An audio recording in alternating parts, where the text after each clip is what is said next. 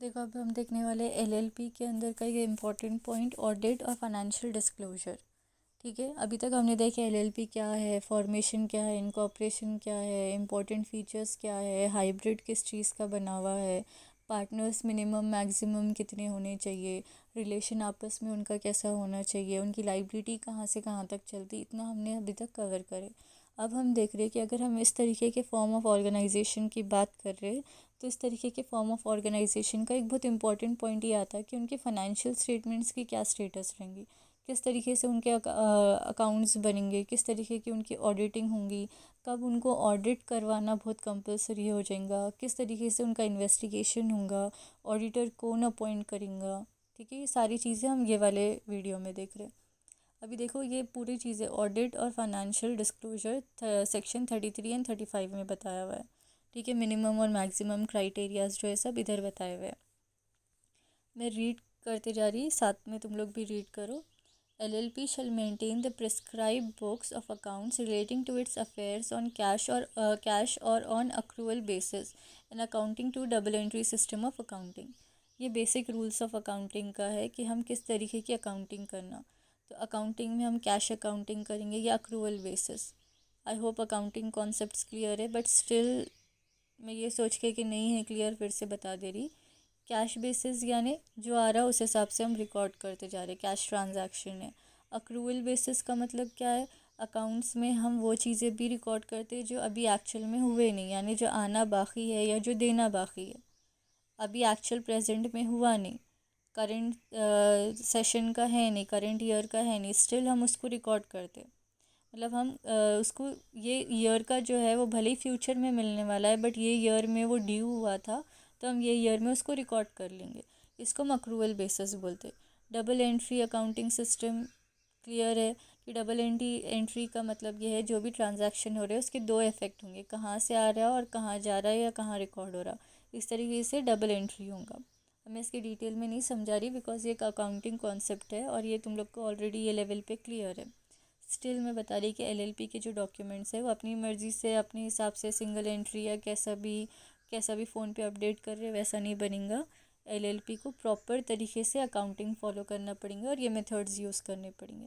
ठीक है, अब वो स्टार वाला मार्क जो है उसको देखो। The accounts of every LLP are required to be audited. ठीक है, हर एलएलपी के अकाउंट्स ऑडिट होना ज़रूरी है, एक्सेप्ट 3 सिचुएशंस ऐसे दिए हुए हैं जहाँ पे इनको ज़रूरी नहीं है, इवन तो ये एलएलपी है बट इनकी ज़रूरत नहीं कराने की।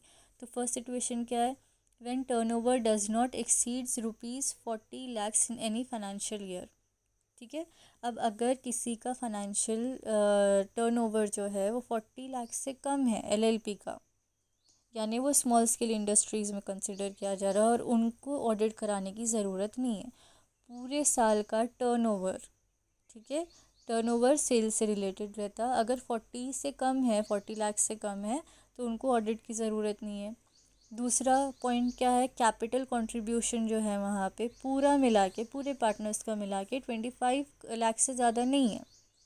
ठीक है, 25 लाख से कम कैपिटल अगर है कोई कंपनी फर्म का, एलएलपी का, तो उस सिचुएशन में भी उनको ऑडिट की ज़रूरत नहीं है।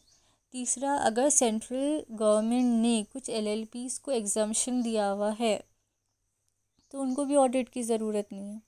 तो ये 3 चीज़ें जहाँ पे एलएलपी को ऑडिट की ज़रूरत नहीं है। अब इसी का अपोजिट अगर देख रहे तो हर एलएलपी को ज़रूरी है।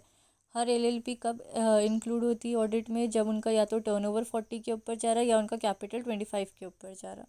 ठीक है, ये याद रखना है पॉइंट्स। अब वहाँ पे नीचे देखो, LLPs are required to file following documents with ROC।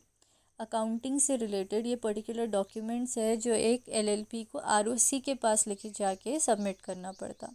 अब फर्स्ट डॉक्यूमेंट क्या है, statement of accounts and solvency with in 30 days from the end of 6 months of the financial year. यानी हमारा साल ख़त्म होने के 6 महीने के अंदर, मतलब 6 months के अंदर अंदर हमको स्टेटमेंट्स बना के सबमिट करना है। फिर से रीड करिए देखो, स्टेटमेंट ऑफ अकाउंट्स ये हमारे फाइनेंशियल रिकॉर्ड्स जो रहते हैं, balance sheet, trial balance, profit and loss, and solvency. Solvency का मतलब ये है कि हम केपेबल है हम बिज़नेस करने के, हम इंसॉल्वेंसी की तरफ नहीं जा रहे। हमारी कैपेसिटी, प्रॉफिट अर्निंग कैपेसिटी वगैरह की एक स्टेटमेंट बनाना पड़ता। तो वो स्टेटमेंट विद इन 30 डेज़ कब देना है हमको? 6 मंथ्स एंड होते ना उसके विद इन 30 डेज़। जिस दिन हमारा फाइनेंशियल ईयर एंड हो रहा उस दिन के बाद, ठीक है, 30 days from the end of 6 months of financial year. अब हमारा फाइनेंशियल ईयर फॉर एग्जांपल 31 मार्च को एंड हो रहा। 31 मार्च से 6 मंथ्स के बाद, मतलब 31 मार्च से 6 मंथ्स बाद जो डेट आ रही उस दिन के 30 डेज़ के अंदर अंदर हम ड्यू हो जाते ये स्टेटमेंट सबमिट करने के। 6 महीने तक हमारे पास टाइम है ऑडिट कराने का और सब कुछ करने का।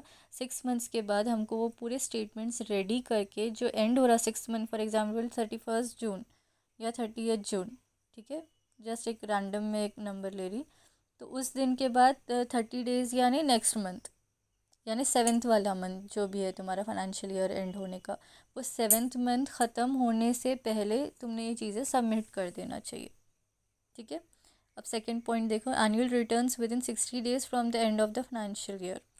जिस दिन भी हमारा एनुअल फाइनेंशियल ईयर एंड हो रहा उसके 60 दिन के अंदर अंदर हमको एनुअल रिटर्न्स आरओसी के पास लेके जाके सबमिट करना पड़ेगा। ठीक है।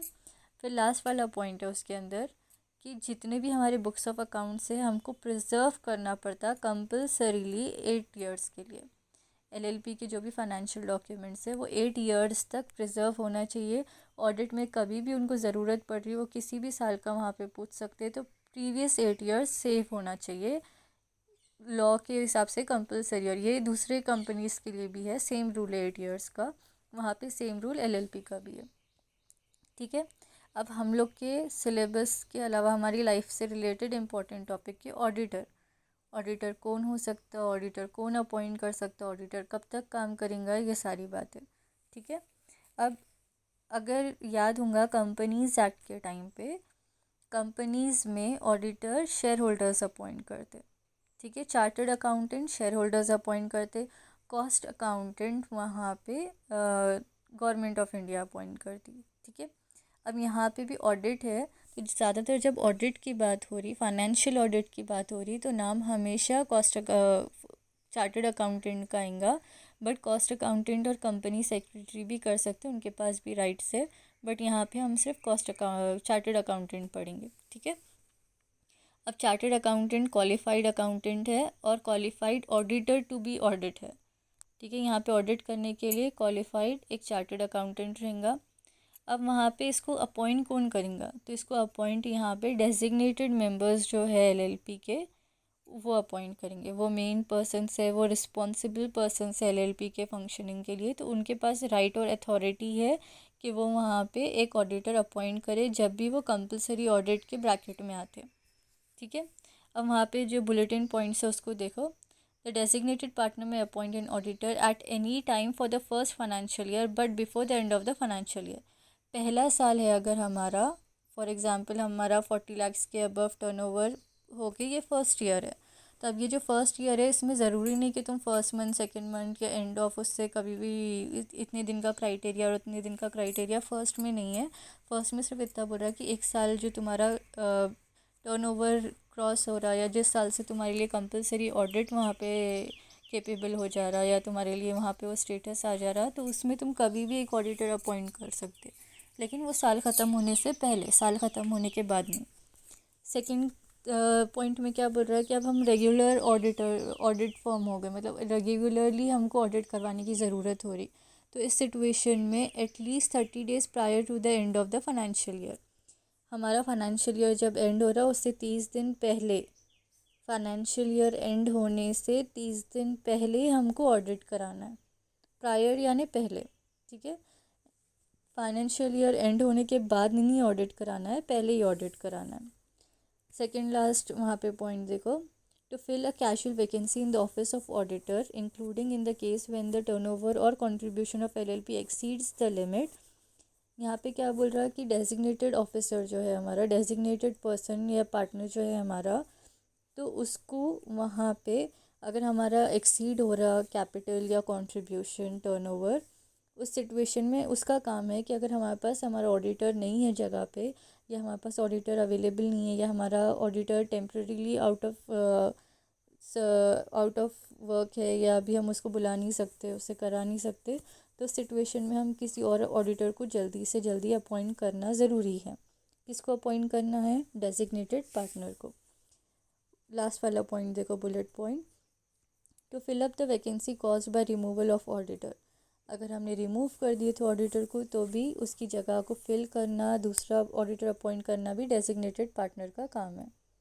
ठीक है, अभी वहाँ पे ये फ्लावर वाला पॉइंट देखो, if the designated partner has failed to appoint auditor, the partner may appoint an auditor और auditors. An auditor appointed shall hold office in accordance with the terms of his or their appointment, and shall continue to hold such office till the period the new auditor is appointed or they are reappointed. अगर इस situation में designated partner ने time पे auditor को appoint नहीं करा, तो जो दूसरे पार्टनर है उनके पास राइट आ जाता कि वो ऑडिटर या ऑडिट कमेटी रही तो ऑडिटर्स को अपॉइंट कर सकते, और जो ऑडिटर को ये लोग अपॉइंट कर रहे हैं वो कब तक ऑडिटर बन के रह सकता है? जब तक कि नया ऑडिटर अपॉइंट नहीं हो रहा, या वही पुराने ऑडिटर को हम रीअपॉइंट नहीं कर लेते, तब तक ये पार्टनर्स वहाँ पे कोई भी ऑडिटर को बना सकते। ठीक है, आई होप यहाँ तक क्लियर है।